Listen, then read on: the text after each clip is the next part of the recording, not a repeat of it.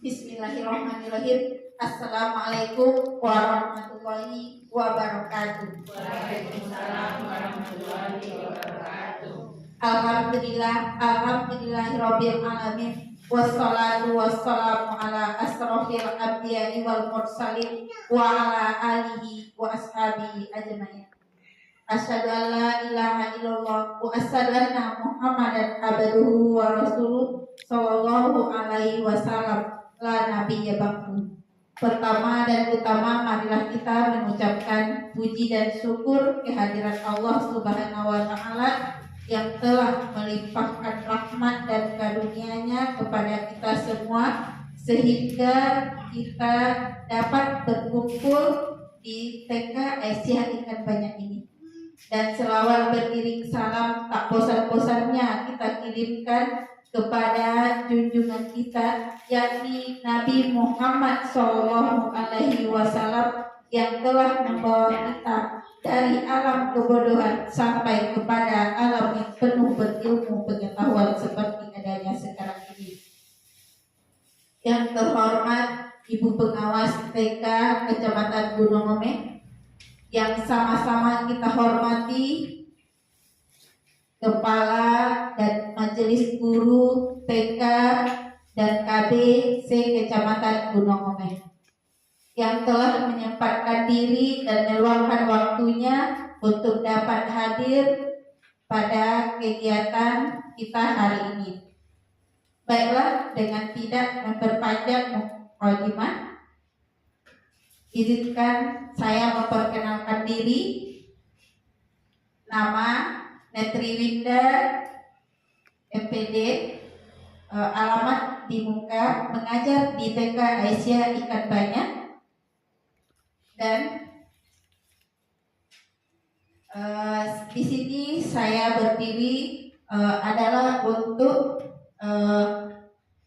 melengkapi tugas calon guru penggerak angkatan 11 Kabupaten 50 Kota tentang diseminasi modul 1.4 yaitu tentang budaya positif. Baiklah, sebelum saya mulai presentasi, saya akan membacakan sebuah pantun. Pohon beringin cegah erosi, rumah kuat karena pondasi. Mohon izin mulai presentasi, semoga dapat memberi esensi.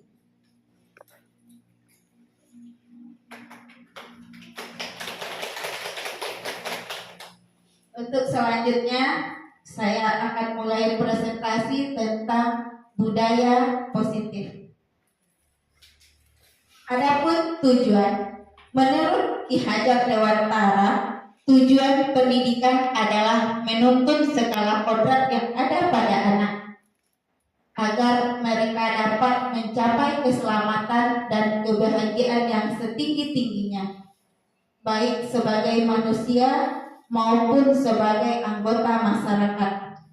Oleh sebab itu, pendidikan itu hanya dapat menuntun tumbuh atau hidupnya kekuatan kodrat yang ada pada anak-anak.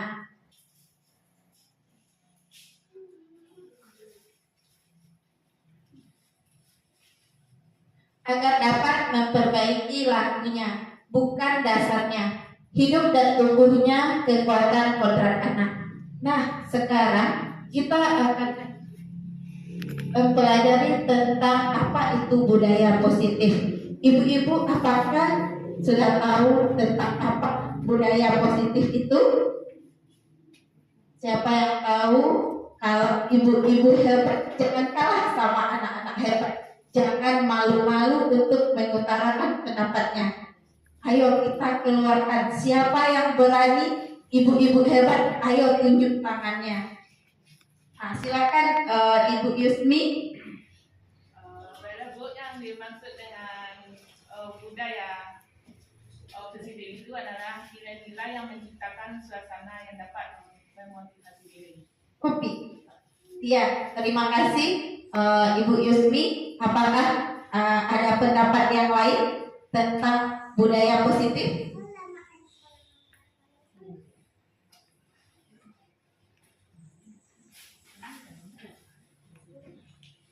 Apakah masih ada pendapat? Ya, silakan Ibu Vivi Lydia.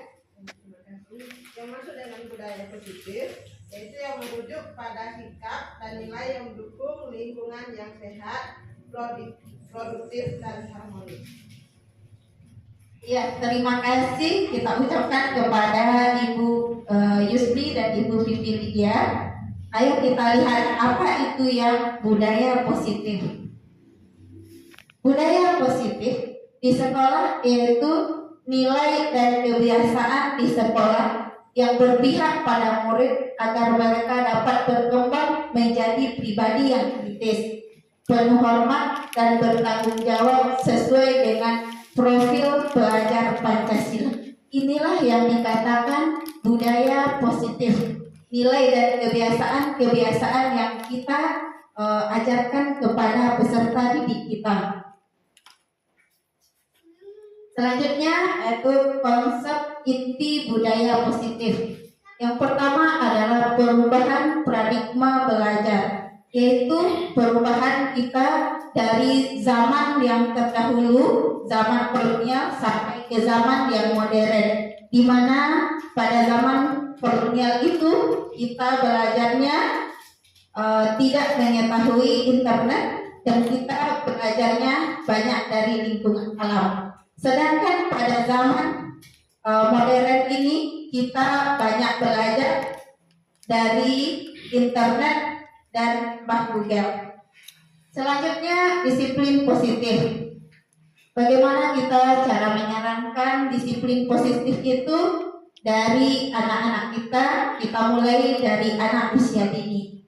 Selanjutnya yaitu motivasi perilaku manusia, yaitu kita memotivasi manusia seperti kita memberikan motivasi kepada peserta didik kita untuk berbuat hal-hal yang baik-baik, bukan kepada hal-hal yang tidak sesuai dengan ajaran agama kita maupun dengan adat lingkungan kita.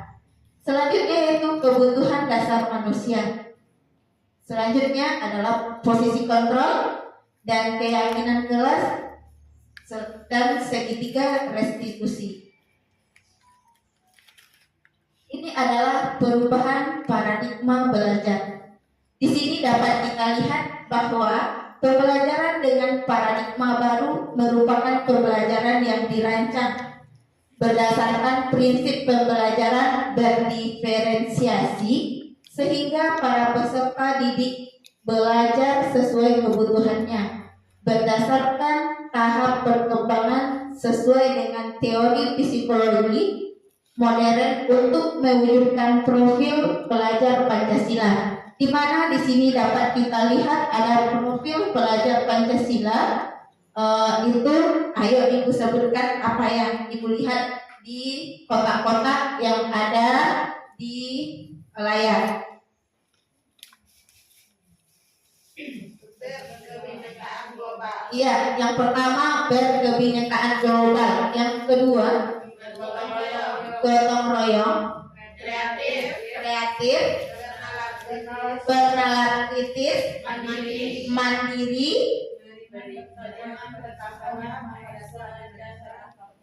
ya, beriman dan bertakwa kepada Tuhan Yang Maha Esa dan berakhlak mulia.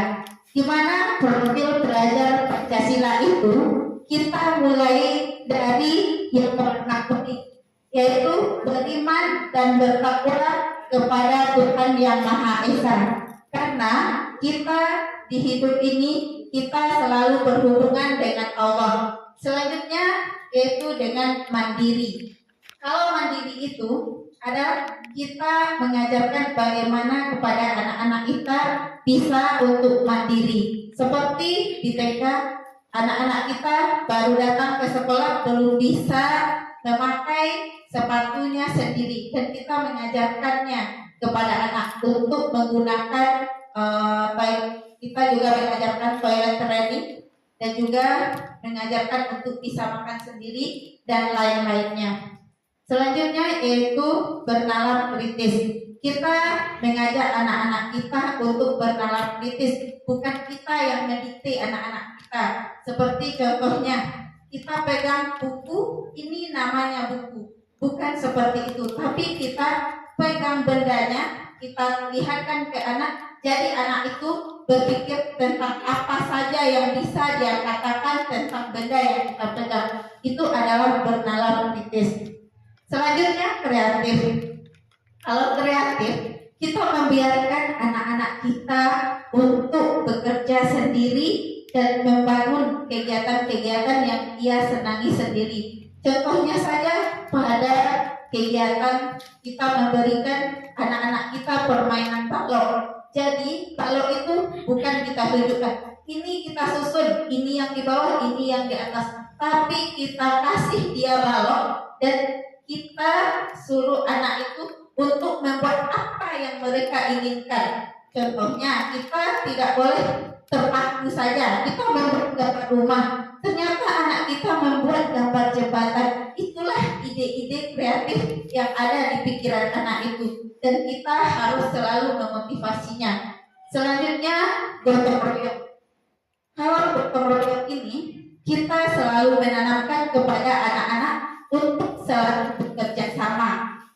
Bekerja sama di sekolah itu apa contohnya? Anak-anak kita dalam kegiatan di sekolah apa saja contohnya yang bisa dilakukannya dengan gotong royong?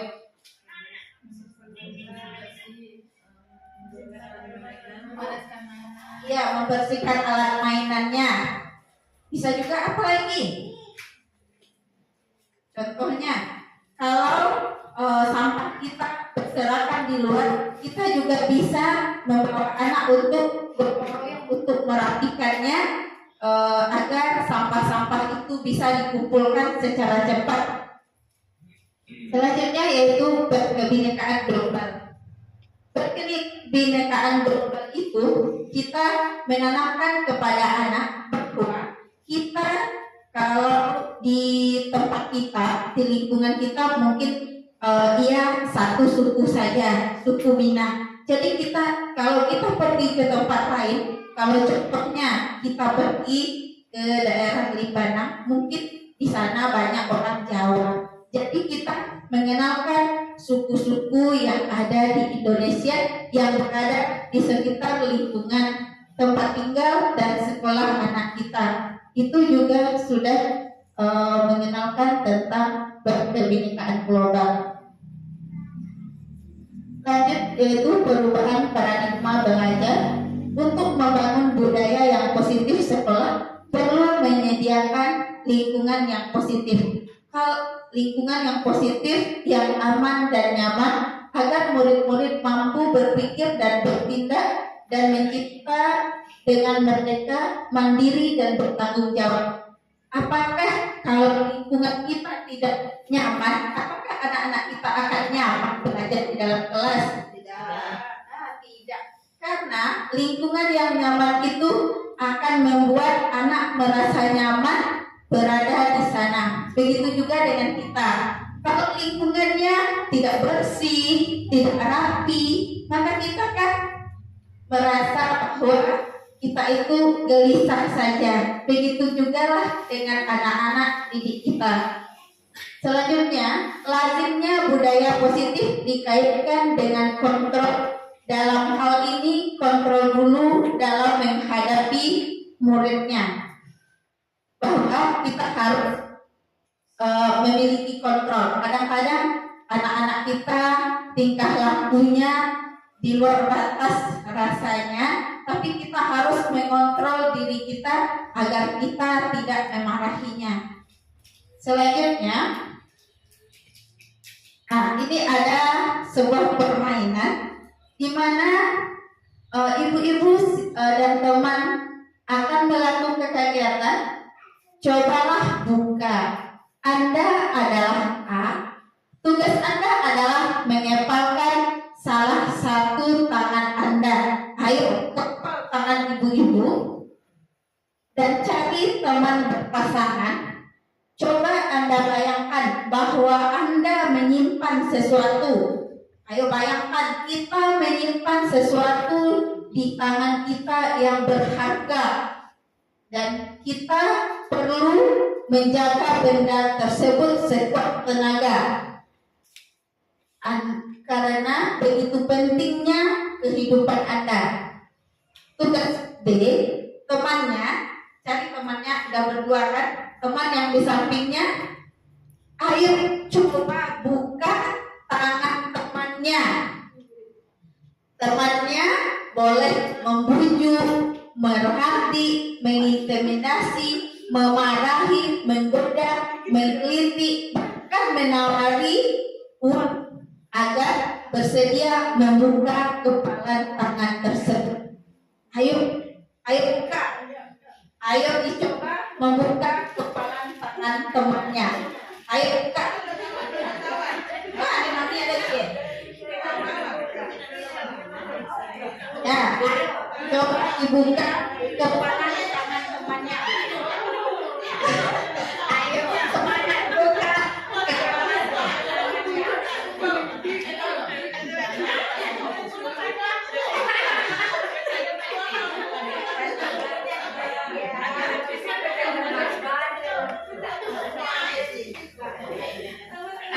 Ayo buka. Apakah ada yang bisa membuka tangan temannya?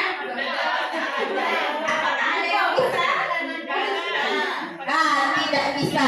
Nah, dari permainan ini apa yang bisa kita ambil pelajarannya? Dengan yang sangat berharga. Oh, bisa.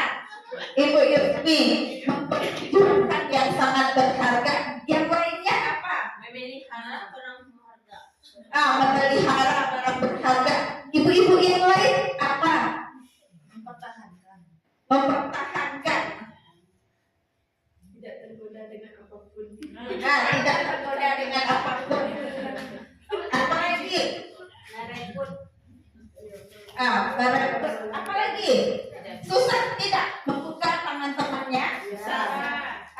Susah. Jadi dari permainan ini kita adalah harus segala sesuatu itu kita kendalikan dari dalam diri kita. Iya, dari dalam diri kita kendalikan. Apakah orang lain mengendalikan tangan kita ini atau diri kita sendiri? Diri kita sendiri. Bahwa kita tidak mau ini kepala kita dibuka.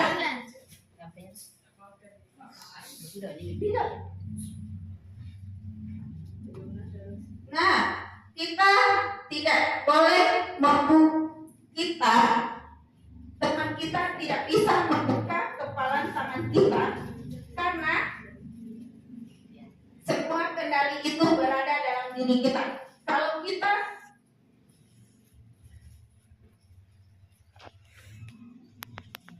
dan kita tidak bisa dikendalikan oleh orang lain.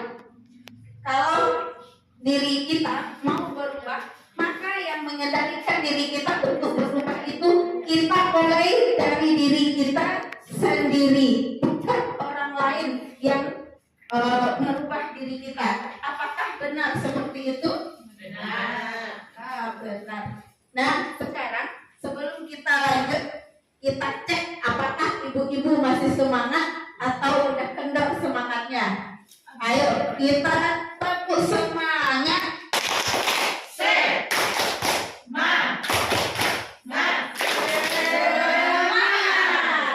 Alhamdulillah semuanya ibu-ibu masih semangat. Kita lanjutkan lagi,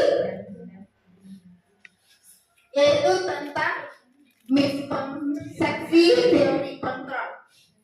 Di mana menurut William Glasser meluruskan beberapa miskonsepsi tentang makna kontrol.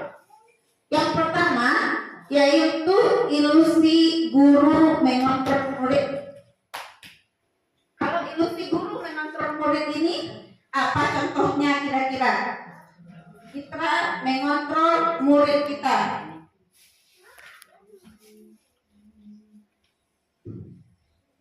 Kita mengontrol murid kita. Bagaimana cara kita mengontrol murid kita?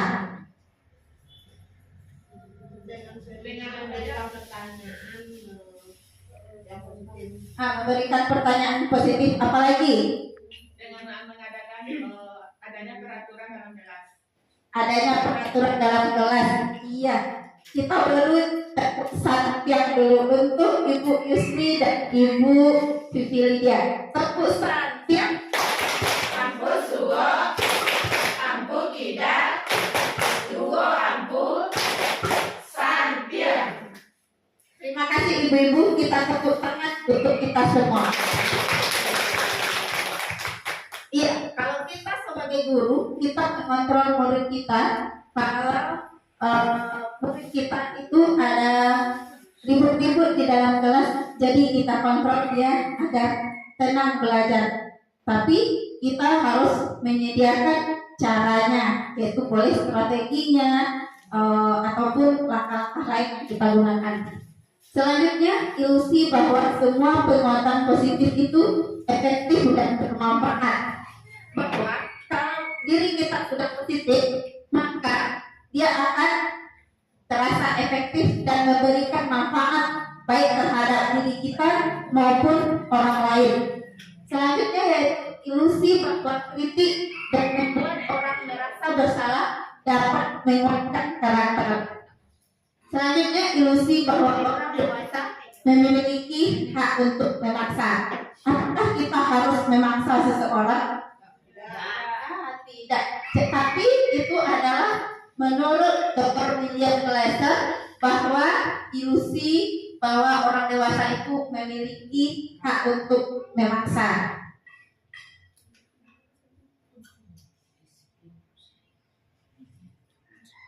Nah, selanjutnya kita akan masuk nanti tentang disiplin positif. Nah, sebelum disiplin positif itu kita saya akan bertanya, apakah yang dikatakan dengan disiplin positif itu? Apa yang dikatakan dengan disiplin positif?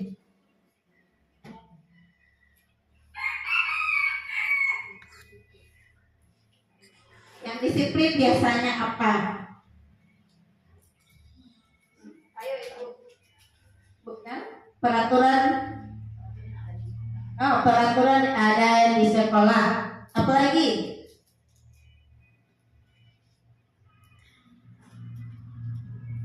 Apalagi yang dikatakan dengan disiplin positif? Disiplin itu adalah aturan-aturan yang baik.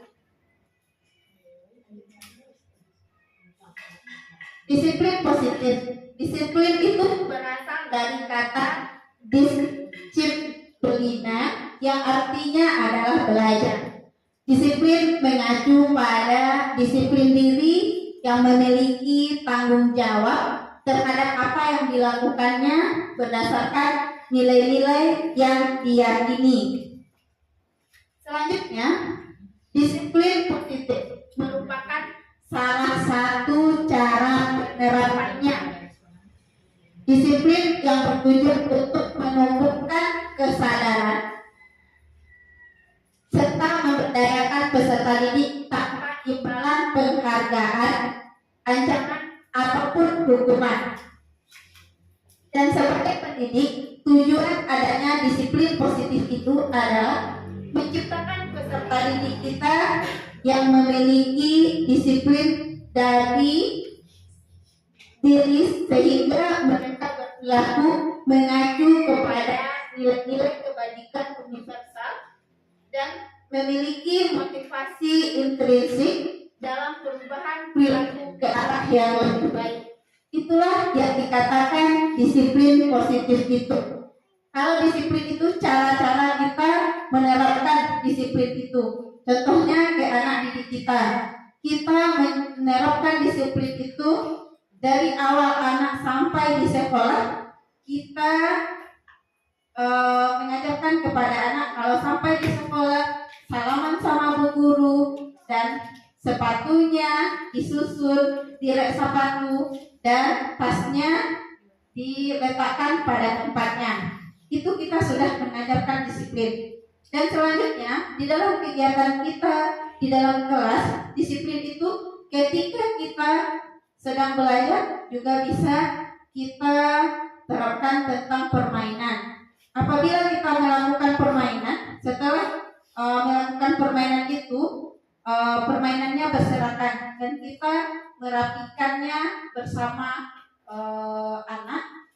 kita ajarkan sekali, besoknya anak akan terbiasa. Kalau untuk satu kali saja, mungkin anak baru kita bantu. Untuk yang keduanya masih dibantu. Untuk yang ketiganya, insya Allah anak itu akan paham apa kegiatan yang akan dilakukannya setelah melakukan permainan. Dan begitu juga setelah dia datang ke sekolah, dia akan tahu apa yang akan dikerjakannya. Selanjutnya yaitu nilai-nilai kebajikan. Adapun nilai-nilai kebajikan, yang pertama profil pelajar Pancasila, di mana tadi kita sudah melihat rekan-rekan profil pelajar Pancasila. Yang pertama itu beriman dan bertakwa kepada Tuhan Yang Maha Esa dan berakhlak mulia, mandiri, bernalar kritis, berkebinekaan global, gotong royong, dan kreatif. Di mana ini bisa kita ajarkan kepada anak seperti yang sudah dijelaskan pada profil pelajar Pancasila sebelumnya tadi. Selanjutnya itu ada 9 pilar karakter. Ini adalah menurut IHF, itu cinta Tuhan dan segenap ciptaannya. Selanjutnya kemandirian dan tanggung jawab, kejujuran, diplomatis, hormat dan santun, dermawan, suka menolong, dan gotong royong, percaya diri, kreatif dan bekerja keras, kepemimpinan dan keadilan, baik dan rendah hati, toleransi, kedamaian dan kesatuan. Di mana sifat-sifat positif manusia yang diyakini dan disepakati bersama bersifat universal. Bersifat universal itu artinya adalah bersifat menyeluruh. Selanjutnya adalah motivasi perilaku manusia. Yang pertama, untuk menghindari ketidaknyamanan atau hukuman. Yang kedua, untuk mendapatkan penghargaan dari orang lain, penghargaan atau imbalan dari orang lain. Yang ketiga, untuk menjadi orang yang mereka inginkan dan menghargai diri sendiri dengan nilai-nilai yang mereka percaya. Di mana kalau kita sebagai manusia itu yang pertama menghindari ketidaknyamanan atau hukuman. Apakah kita menghindari hukuman atau ketidaknyamanan? Jawabannya iya, kita akan menghindari hukuman dan ketidaknyamanan. Selanjutnya untuk mendapatkan penghargaan atau imbalan, kita kadang berbuat itu untuk mendapatkan imbalan. Kalau tidak ada imbalan, kok awak tak pengaruh juga. Ada yang model itu. Mudah-mudahan kita semua di sini menanamkan mulai dari ini kita itu bekerja bukan mengharapkan imbalan, tapi kita bekerja itu adalah dengan ikhlas. Dan menjadi orang yang mereka inginkan dan menghargai diri sendiri dengan nilai-nilai mereka percaya. Dan kita akan menjadi kan tidak bisa kita orang tuh menginginkan awak modelku kan tidak bisa orang membentuk diri kita. Yang membentuk diri kita itu hanya diri kita sendiri. Diri kita sendiri. Ini ada soal matematika, kita baca dan nanti kita dari sini apa yang bisa kita ambil pelajarannya. Yang IPA kurang menguasai pelajaran matematika, sehingga pada saat pelajaran tersebut berlangsung dia lebih banyak berdiam diri atau menggambar di buku pelajarannya.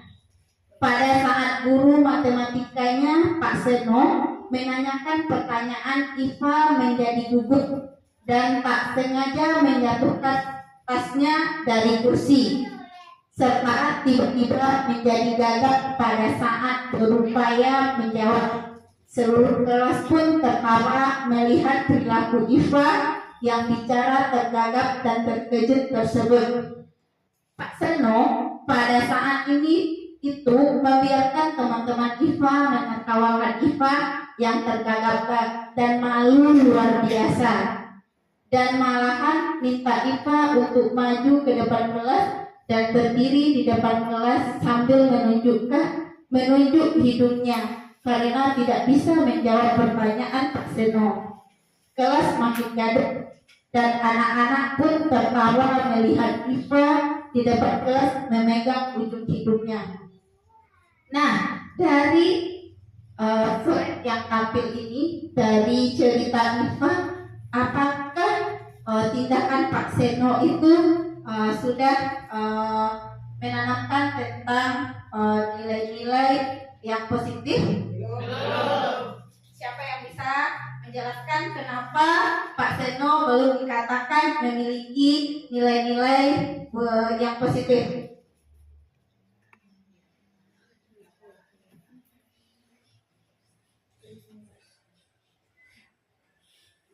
Seharusnya Pak Seno tidak membiarkan anak-anak yang lain untuk mentertawakan IPA dan juga tidak menunjuk hidungnya, karena itu adalah suatu sikap membuli anak.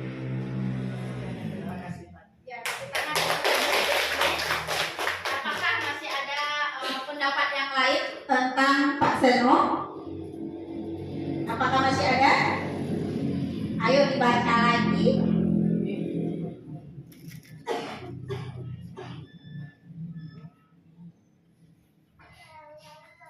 Dan ayo Ibu Sonya. Dan bagaimana sebaiknya cara yang dilakukan oleh Pak Seno? Sebaiknya Pak Seno membuat IPA supaya tertarik mau belajar matematika dengan Pak Seno. Seperti IPA ini diberi permainan dulu, nanti baru diberikan materi yang akan diajarkan. Ya, terima kasih. Apakah ada pendapat yang lain? Ayo silakan Ibu Fitria. Seharusnya Pak Seno memberikan contoh yang positif kepada anak didiknya, bukan dengan cara menyuruh anak didik maju ke depan dengan mempermalukannya di depan teman-teman semua. Iya, terima kasih Ibu Fitria. Kita berikan juga aplaus. Terima kasih jawaban yang sudah ibu-ibu berikan. Kalau di sini kita lihat kasusnya bahwa Pak Seno itu mempermalukan IPA di depan teman-temannya. Sebaiknya Pak Seno itu bukan mempermalukan dan membiarkan teman-temannya untuk mentertawakan IPA. Dan kalau untuk ini sebaiknya Pak Seno itu memanggil IPA itu sendiri, bukan di hadapan teman-temannya. Nah, ini ada tindakan dari yang tadi, yaitu hukuman, tindakan terencana atau tiba-tiba. Kadang-kadang kita memberikan hukuman itu tiba-tiba saja, tanpa kita rencanakan. Kalau selanjutnya, murid tidak tahu apa yang akan terjadi atau tidak dilibatkan. Yang ketiga, bersifat satu arah. Yang keempat, berupa hukuman fisik atau psikis. Model cerita Pak Seno itu adalah yang diberikannya hukuman psikis. Berarti ibu-ibu sudah mantap pemahamannya. Kita lanjutkan dengan konsekuensinya. Konsekuensi yaitu terencana, disepakati sesuai peraturan. Yang kedua, murid tetap dibuat tidak nyaman. Yang ketiga, sikap guru selalu memonitor murid. Jadi dari cerita Pak Seno tadi, kalau konsekuensinya yang mana dia pakai?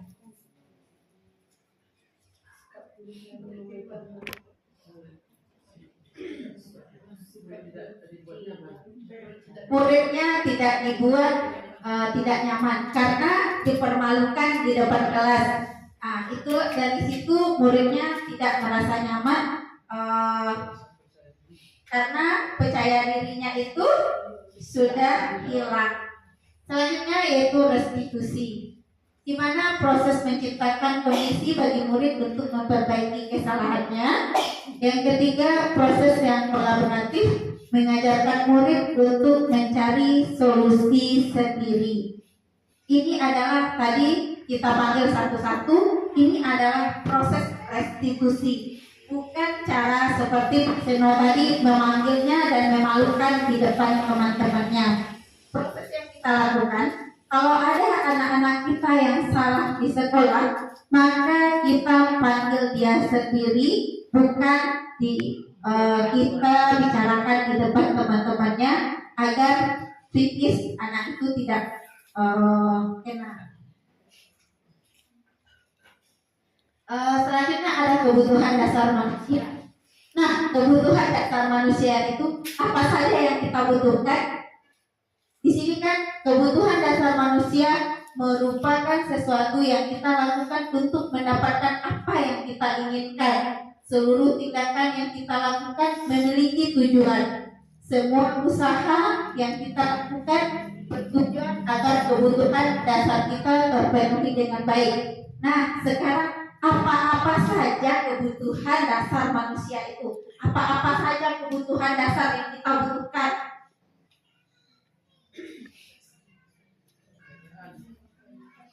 Pakaian, apa lagi? Pendidikan, tempat tinggal, kasih sayang, apa lagi? Kebutuhan yang kita miliki. Kebutuhan, kalau kita berada di suatu tempat, apakah kita ingin dihargai oleh orang lain? Iya, itu juga kebutuhan. Apa lagi kebutuhannya? Kepercayaan, apa lagi? Bahagia, apa lagi? Sehat, apa lagi? Yang kita butuhkan? Pujian, penghargaan. Apa lagi yang kita butuhkan? Untuk makan atau minum kita tidak? Iya, itu adalah kebutuhan dasar yang pertama. Bahwa kebutuhan dasar manusia itu ada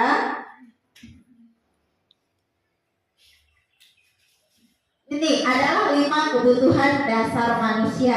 Yang pertama itu bertahan hidup. Makan dan bertahan hidup itu yang kita butuhkan.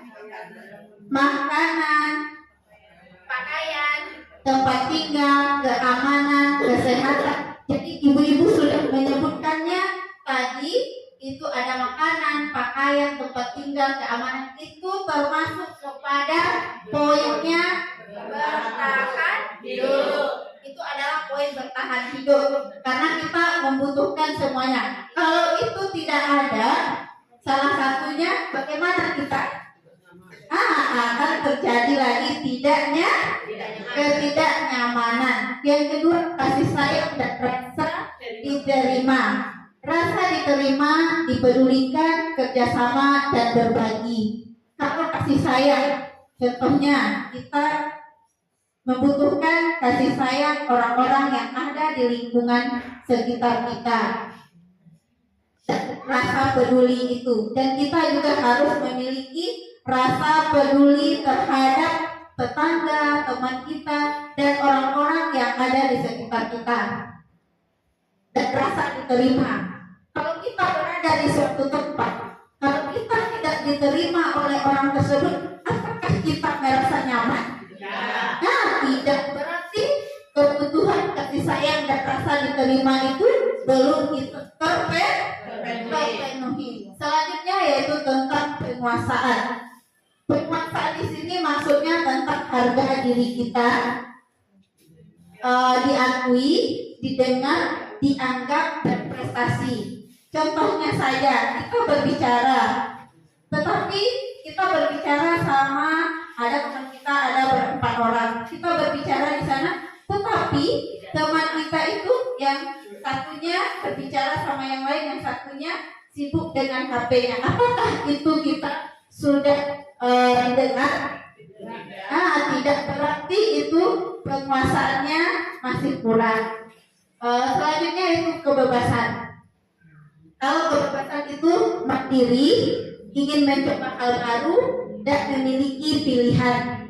Kalau mandiri, insya Allah kita semua sudah mandiri, Kalau untuk ingin mencoba hal baru, sudah banyak juga. Apakah ibu-ibu ingin mencoba hal-hal yang baru? Ingin. Kalau di anak peserta didik kita contohnya, hari ini kita mengenalkan tentang angka. Kita mengenalkan angkanya, kita tulis di papan tulis. Ini 1, ini 2, ini 3. Sementara setelah kita lihat bagaimana hasilnya kepada anak didik kita, jadi dari 10 orang hanya 3 orang yang mampu. Apakah itu kita sudah berhasil? Belum. Karena kita belum berhasil, maka kita harus menciptakan hal yang baru. Bagaimana agar peserta didik kita itu bisa nanti ke 10 orangnya itu bisa mengenal angka. Jadi itu adalah langkah dan teknik-teknik kita atau strategi kita lagi untuk mencari hal-hal yang baru. Selanjutnya adalah memiliki pilihan. Jadi kalau kita memiliki pilihan, kita kan tidak bisa dipaksa tadi, bahwa kita itu adalah diri kita sendiri dan tidak bisa dipaksa orang lain. Jadi yang mengendalikan diri kita itu adalah diri kita sendiri, dan untuk menentukan pilihannya juga seperti itu. Kita kalau contohnya kita berdua di sekolah yang kita ingin mengajarkan tentang membaca. Kata ibu yang ini seperti ini, kata ibu yang ini seperti ini. Berarti kita sudah ada 2 pilihan. Jadi untuk memilihnya, kalau kita ingin punya kita juga yang dipilih, kita harus memberikan penguatan-penguatan apa dasarnya agar teman kita itu memilih yang punya kita. Jadi itulah kita memiliki pilihan. Selanjutnya kesenangan. Kita butuh kesenangan tidak? Butuh. Kalau kita tidak senang, kita tidak akan bahagia. Nah, di sini kesenangan itu bisa dengan bermain, bisa dengan humor, antusiasme, dan tertawa. Kita juga kesenangan itu.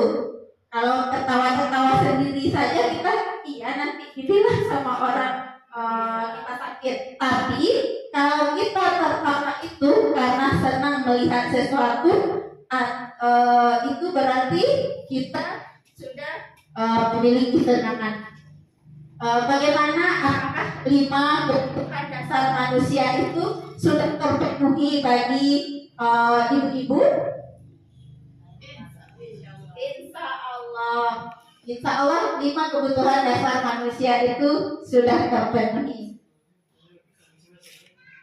Nah, di sini ada 5 posisi kontrol guru. Sebagai 5, kita tadi sudah berbicara tentang kontrol guru. Di sini ada sebagai penghukum.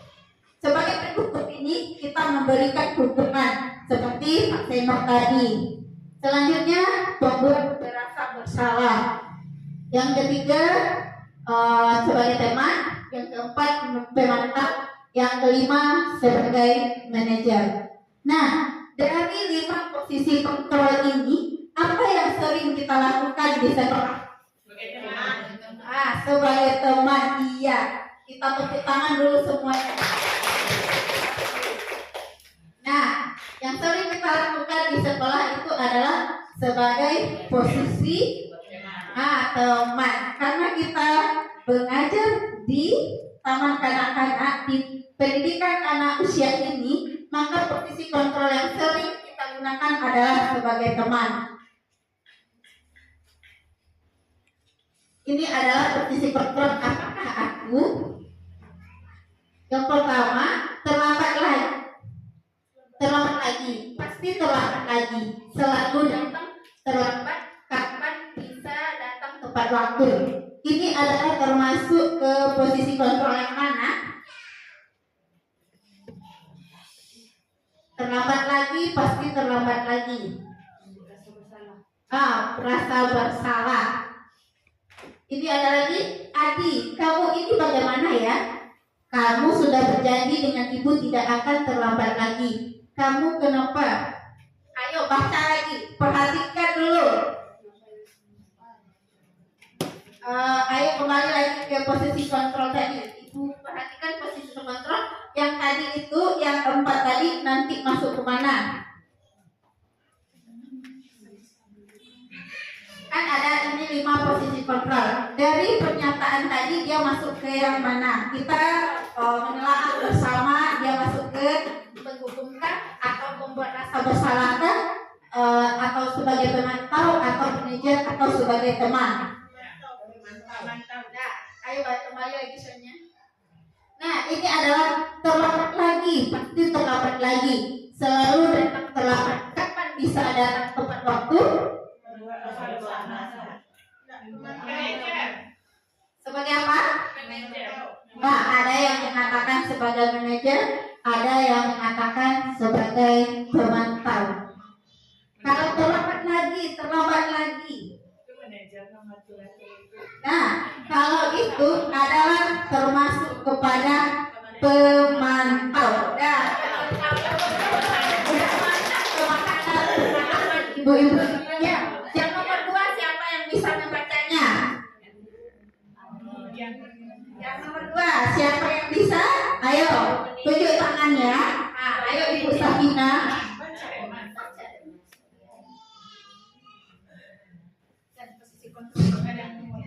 Adi, kamu ini bagaimana ya?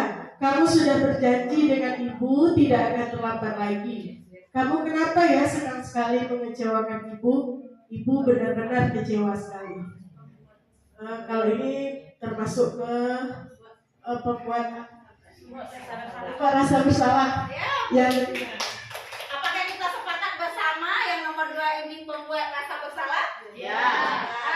Iya, berarti pemahaman ibu-ibu tentang posisi kontrol sudah mulai memahami. Kita baca lagi. Siapa yang bisa membaca yang soal pernyataan yang nomor 3? Ayo.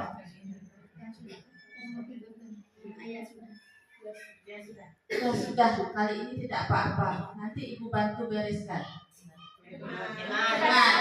Teman. Iya, sebagai teman. Nah, selanjutnya ada lagi satu pernyataannya.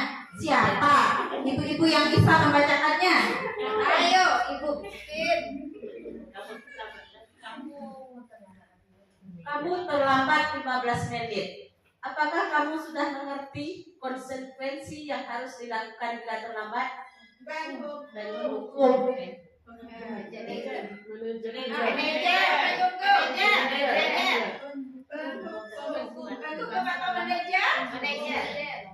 Sepakat manajer? Konsekuensi, ayo. Kamu terlambat 15 menit. Apakah kamu sudah mengerti konsekuensi yang harus dilakukan? Hukum manajer? Ayo analisa lagi Bu. Manajer. Sepakat kita manajer? Sepakat hukum? Nah, ini adalah sebagai manajer karena dia mengatakan kepada kamu terlambat 15 menit. Jadi dia menanyakan, bukan langsung memberi hukuman kepada anak. Yeay, kita tepuk tangan kepadanya.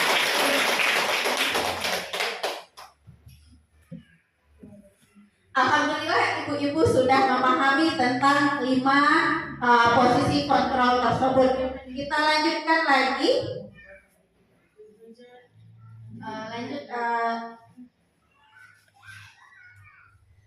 Nah, ini masih ada satu lagi. Nah, posisi kontrol apakah aku? Kayaknya inilah nih yang manajer naruh ya tadi jadi apa rencanamu untuk memperbaiki jadi ingin untuk memperbaiki Nah, karena kita kembali lagi ke slide sebelumnya. Berarti ini kita asah otak kita untuk berpikir. Kita ulangi lagi. Kamu terlambat 15 menit. Apakah kamu sudah mengerti konsekuensi yang harus dilakukan bila terlambat? kalau dia mau hukumnya hukumnya kan tahu jangan jadi kan kalau dia terlambat konsekuensinya apa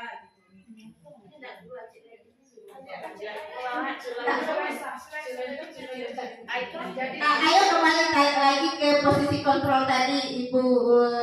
Ini berarti dia adalah sebagai, ayo lihat lagi yang tadi.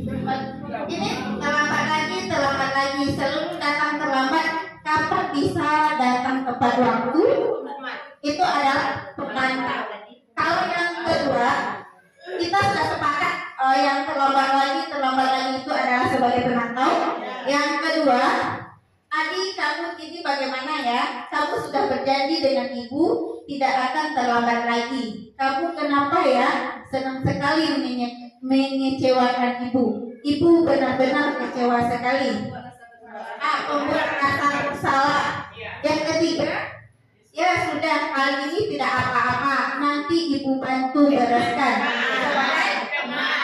Nah, yang ke ini yang kita lakukan tadi. Ayo kita baca lagi sama-sama. Kamu terlambat 15 menit. Apakah kamu sudah mengerti konsekuensi yang harus dilakukan bila terlambat? Ini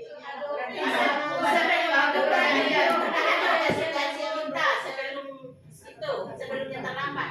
Berarti siapa yang terlambat besok berarti kita ada hukuman kan? Tahu konsekuensinya, berarti itu penghukum. Oke, berarti ini kita kunci dengan penghukum. Nah, selanjutnya lagi. Oke, kalau ini sebagai apa dia? Ayo bacakan siapa? Ayo baru yang nih. Jadi kamu sudah tahu apa salahmu, apa rencanamu untuk memperbaiki ini.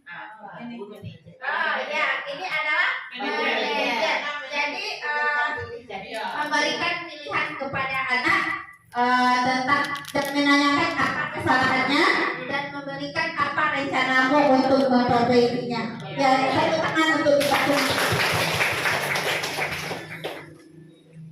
Selanjutnya adalah tentang keyakinan kelas.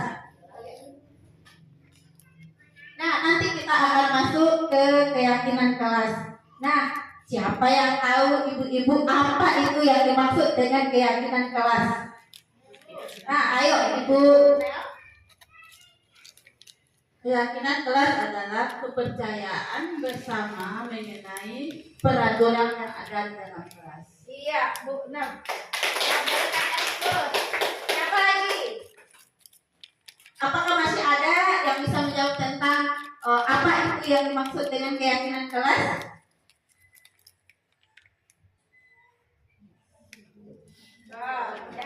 Sekarang sudah dikunci jawabannya sama Bu Nel, dan kita lihat apa itu keyakinan kelas. Di sini keyakinan kelas itu adalah pernyataan-pernyataan yang disepakati bersama oleh guru dan murid untuk menjadi pedoman dalam bersikap dan berperilaku di kelas.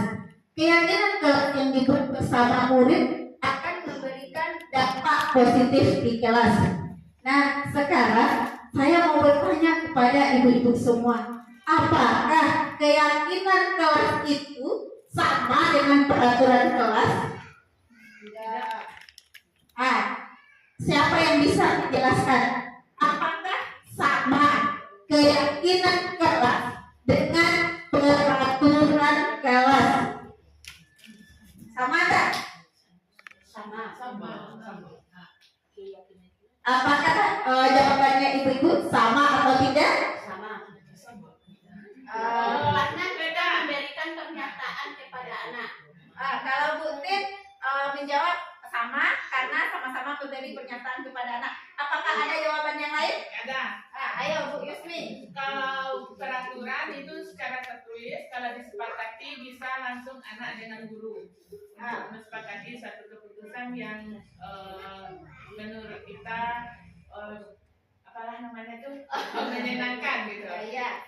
Bu Tin tadi bilang sama, kalau Bu Yusmi tidak sama. Apakah ada pendapat yang lain? Ibu-ibu? Peraturan yang dilakukan bersama dan disepakati, peraturan yang dibuat bersama dan dilakukan bersama. Iya, sepakati di peraturan yang dibuat bersama dan dipakati bersama. Kalau dengan apa itu keyakinan atau peraturan? Peraturan. Apakah sama tadi? Keyakinan sama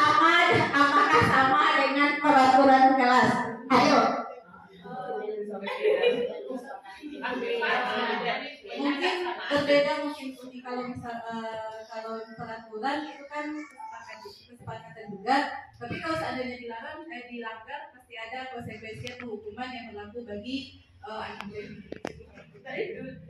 Kesepakatan yang dibuat bersama dan dilakukan bersama. Itu yang baru, peraturan atau keyakinan? Keyakinan, kesepakatan yang dibuat bersama dan dilakukan dan dilakukan bersama. Dan dibuat Apakah bagaimana? Peraturan yang sudah kita sepakati bersama, dengan adanya peraturan tersebut akan menimbulkan keyakinan di dalam kelas tersebut. Bagaimana yang lainnya? Masih adakah jawaban yang lain? Pendapat kita yang lain? Ayo, sama enggak? keyakinan kelas dengan peraturan kelas? Berbeda. Apa perbedaannya? Kalau peraturan itu adalah kesepakatan bersama yang ditulis, dan seandainya ada pelanggaran maka ada konsekuensinya. Dan seandainya itu keyakinan, itulah adalah kesepakatan antara murid dengan guru tanpa tertulis. Dan tidak ada konsekuensi. Dan tidak ada konsekuensinya. Masih ada konsekuensinya. Ya, jawaban ibu-ibu semua sudah bagus. Kita berikan aplaus dulu. Terima kasih jawabannya ibu-ibu. Antara keyakinan kelas dengan peraturan kelas itu berbeda. Karena peraturan kelas itu adalah peraturan yang turunnya dari atas, dari kepala-kepala kita menentukan bahwa di dalam kelas itu peraturannya, kalau anak murid kita contohnya peraturan di dalam kelas yang dari atasan yang ada di KOSP atau di mana yang kita tulis, itu adalah peraturan yang dibuat dari atas. Tapi peraturan kelas itu adalah peraturan yang gurunya, ibu guru membuat dengan anak-anaknya, walaupun Kesepakatan tanpa tertulis itu juga tertulis. Tetapi kalau peraturan kelas itu yang diturunkan dari atasnya, yang kadang-kadang dari peraturan kelas itu tidak ada yang, kalau kita ingin contohnya, kalau di dalam kelas kita menginginkan anak kita di peraturan kelas tidak ada setelah bermain anak-anak merapikan mainan. Itu kalau di peraturan kelas ada atau tidak? Biasanya itu tidak ada. Itu adalah kesepakatan guru sama anak-anak yang disebut dengan keyakinan kelas. Di mana keyakinan kelas itu kita membuat bersama anak-anak kita. Kita membuat bersama. Kita tanya dulu apa saja keyakinan kelas yang kita inginkan. Kita tanya ke anak dulu. Kita tanya ke anak, kita kumpulkan apa keyakinannya. Nah, kalau kita langgar bagaimana? Nanti baru kita sepakati kalau itu adalah keyakinan kelas kita. Berarti keyakinan berbeda nggak sama peraturan? Nah, berbeda. Karena peraturan itu untuk secara umumnya. Kalau keyakinan itu khusus di dalam kelas kita. Apa peraturan yang akan kita buat? Oke? Ya, mantap. Selanjutnya, Mengapa keyakinan kelas? Mengapa tidak peraturan kelas saja? Nah, ini jawabannya. Mengapa kita memiliki peraturan tentang penggunaan helm pada saat mengendarai kendaraan roda 2 atau motor? karena ditujukan pada masyarakat umum. Karena ditujukan kepada masyarakat umum. Iya. Pada umum itu kan untuk menjaga keselamatan diri kita dari kecelakaan. Berarti itu adalah kalau mengapa kita memiliki peraturan tentang penggunaan helm pada saat mengendarai kendaraan roda atau motor, itu adalah untuk keselamatan kita. Ini ada lagi, mengapa kita memiliki peraturan tentang penggunaan masker dan mencuci tangan setiap untuk apa kebutuhannya? Kesehatan berarti ibu-ibu sudah memahami tentang apa itu peraturan dan keyakinan kelas. Selanjutnya untuk mendukung motivasi intrinsik. Motivasi intrinsik itu motivasi apa? Dari mana datangnya? Nah, iya, motivasi yang datangnya dari dalam. Kembali ke nilai-nilai keyakinan lebih menggerakkan seseorang dibandingkan mengikuti serangkaian peraturan-peraturan. Nah, pembentukan keyakinan kelas. Nah, ibu-ibu, karena kita masih awal tahun ajaran baru, kalau kita perlu membentuk keyakinan kelas ini, kita akan bisa membentuknya. Keyakinan kelas itu bersifat lebih abstrak daripada peraturan yang lebih rinci dan konkret. Di mana keyakinan kelas itu berupa pernyataan universal. Jadi pernyataan keyakinan kelas senantiasa dibuat dalam bentuk positif. Bentuk positif di sini itu kita mengganti kata-kata jangan, tidak, itu kita ganti dengan kata-kata yang positif.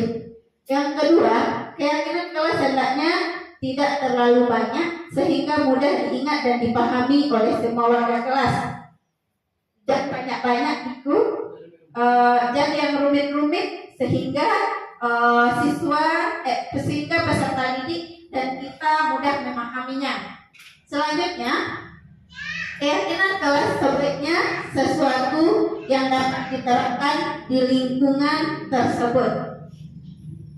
Dan semua warga kelas hendaknya ikut berkontribusi dalam pembuatan keyakinan kelas lewat kegiatan curah pendapat. Selanjutnya, bersedia meninjau kembali keyakinan kelas dari waktu ke waktu. Jadi, setelah kita tanyakan kepada anak-anak kita bagaimana sebaiknya keyakinan kelas kita ini. Contohnya saja, kalau kita di taman kanak-kanak, setelah bermain itu mainannya dirapikan. Berarti itu sudah ada satu keyakinan. Yang kedua, waktu belajar kita apa kata-katanya nanti. Kalau anak menyebutkan tidak makan sambil belajar Bu, jadi kita carikan kata-kata positifnya. Berarti itu kalimatnya nanti saling menghargai. Keyakinan kelas itu kita sepakati bersama. Kalau belum ada ibu-ibu membuat keyakinan kelas, maka besok bisa ibu lakukan keyakinan kelas, peraturan-peraturan keyakinan yang harus kita penuhi oleh setiap warga kelas kita, yang kita buat bersama, jalani bersama. Nah, yang ini ada yang mana yang merupakan keyakinan kelas. Yang pertama itu hadir tepat waktu. Yang kedua, berpakaian rapi. Yang ketiga, apakah saya membacakan? Nah, yang ketiga yaitu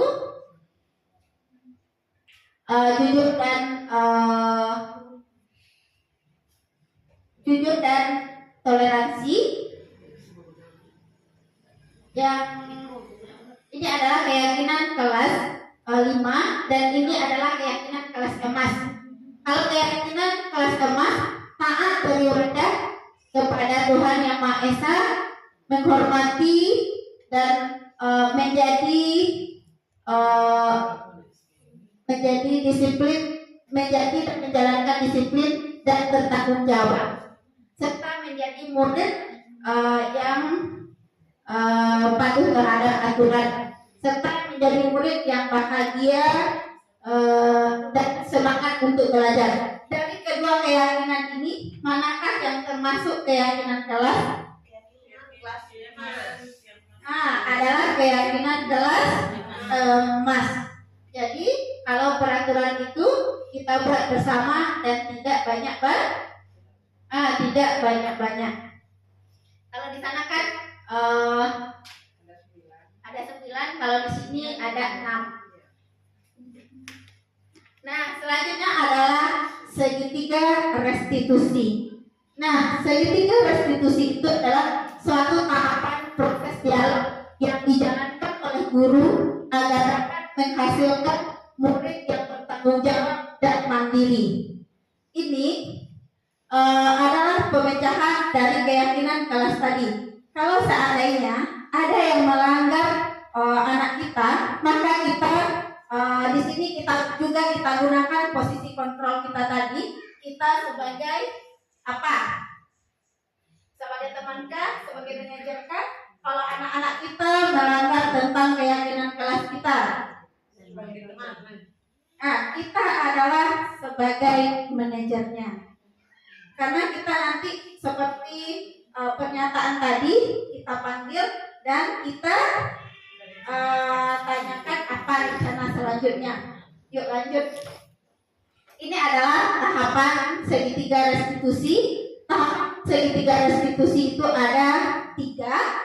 Yang pertama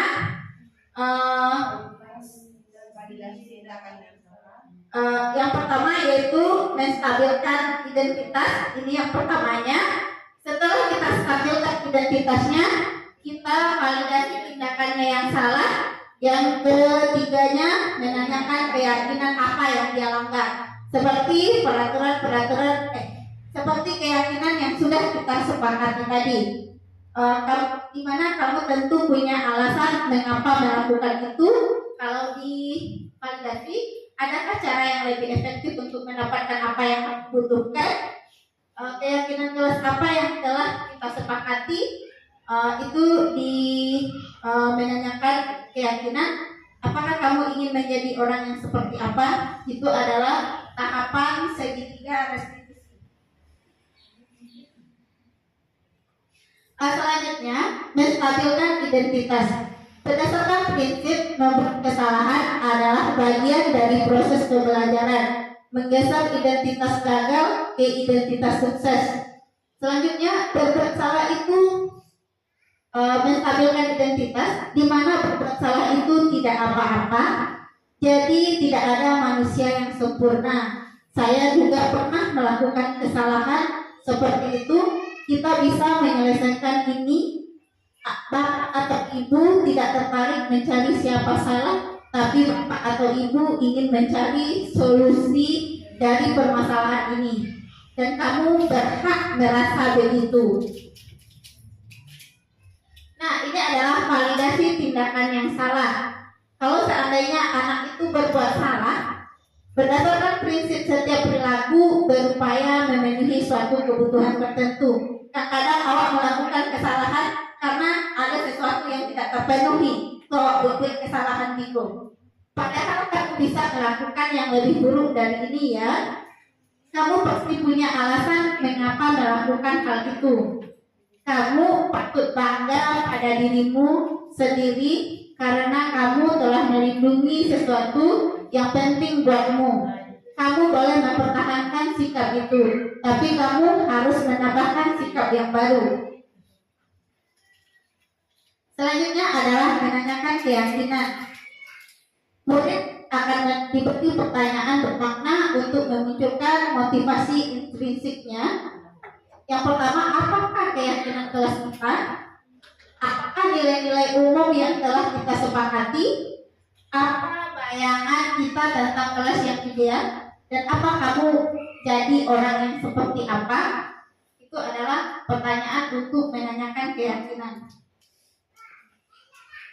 Nah, ini adalah contoh penerapan segitiga restitusi.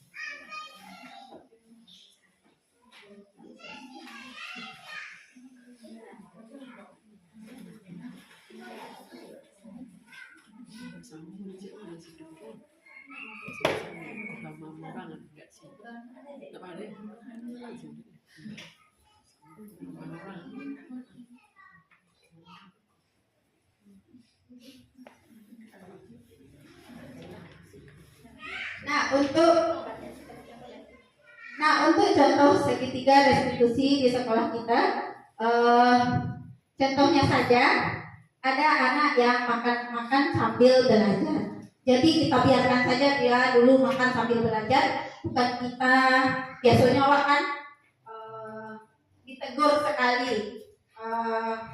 Kita sedang belajar, jadi kita biarkan dia dulu melakukan kesalahannya. Setelah nanti setelah pulang atau setelah anak istirahat, kalau kita ada kantornya, kita panggil anak itu sendiri dan dia datang ke kita. Jadi kita tanya dulu balik-balik. Contohnya seperti ini, namanya Wizi kan. Wizi, tadi Ibu Ina lihat Wizi ada makan sambil belajar. Apa benar itu, Nak? Anak itu akan menjawab, iya Bu. Kenapa Wizi makan waktu belajar? Saya lapar Bu. Pasti anak itu bilang kayak gitu kan. Saya lapar Bu. Nah, kita masuk ke menstabilkan tadi. Dan menstabilkan, iya. Kalau Ibu ini, kalau lapar, iya juga makan. Tapi kita harus memperhatikan sedang apa kita. Jadi kita validasi lagi tindakannya. Nah, kalau Wizi makan sambil belajar itu, apakah Wizi menghargai temannya? Tidak Bu. Kalau Wizi tidak menghargai temannya, biasanya kalau kita itu makan di sekolah itu bagaimana? Kita makan bersama, nanti banyak jawaban anak-anak itu, dan kita masuk kepada menanyakan keyakinan. Kan kita sudah membuat keyakinan kelas. Sebelumnya kita tanya, nah Wizi tadi makan sambil belajar, keyakinan apa yang Wizi langgar? Nah, keyakinan yang kita langgar itu adalah keyakinan tidak menghargai Bu, menghargai teman. Iya benar. Nah, besok Wizi agar tidak lapar di sekolah lagi bagaimana? Jadi kita kan menanyakan bagaimana lagi tindakan dia selanjutnya. Nanti dia akan menjawab, saya akan makan Bu, makan sebelum ke sekolah. Nah, besok Wizi makan sarapan sebelum sekolah agar tidak lapar. Nah, nanti Wizi bisa tidak makan lagi sambil belajar, bisa Bu. Nah, kita tos dulu. Nah, udah siap seperti itu. Jadi ibu-ibu jangan langsung menghakimi anak-anak itu dia berbuat salah itu karena apa. Jadi kita tanyai dulu anak-anak itu apa, kenapa dia melakukan kesalahan. Mungkin kalau sedang main kita tanya keyakinannya, ada yang melanggar, dia tidak mau merapikan mainan, mungkin saja dia mau bermain lagi. Mulai besok ibu-ibu silahkan bikin keyakinan kelasnya bersama anak-anak, kita sepakati bersama dan kita jalani bersama. Dan untuk anak-anak yang berbuat salah, maka kita tidak menghakiminya sekali, kita laksanakan memecahkan masalahnya dengan segitiga restitusi.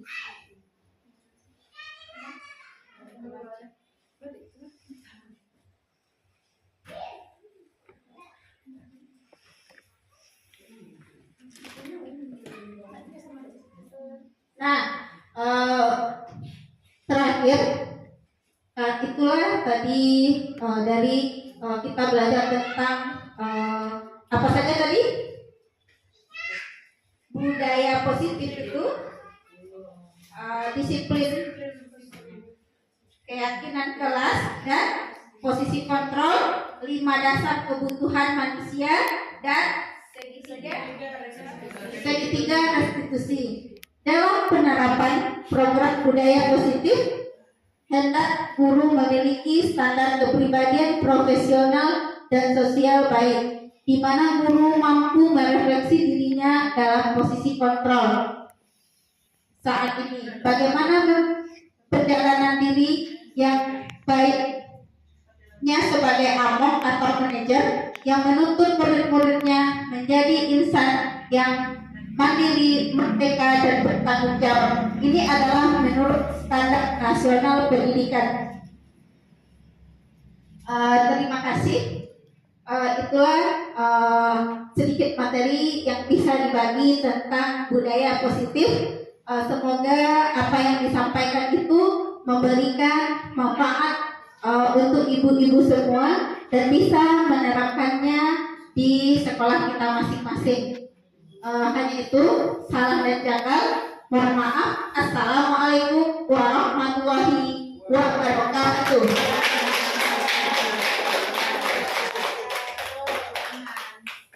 Warahmatullahi wabarakatuh. Perkenalkan, nama saya Nilwati SPD AUD, pengawas TK Kecamatan Gunung. Saya sangat berkesan dari penampilan Netriwinda tadi karena sangat bermanfaat bagi sekolah-sekolah kita yang akan bisa kita laksanakan di sekolah kita masing-masing. Assalamualaikum warahmatullahi wabarakatuh. Assalamualaikum warahmatullahi wabarakatuh. Perkenalkan, nama saya Gita Pramistika. Saya pendidik dari KB Sejati. Saya mengucapkan terima kasih kepada Ibu Netriwinda yang telah memberikan materi pada hari ini. Semoga untuk kami bermanfaat. Sekian, terima kasih. Assalamualaikum warahmatullahi wabarakatuh.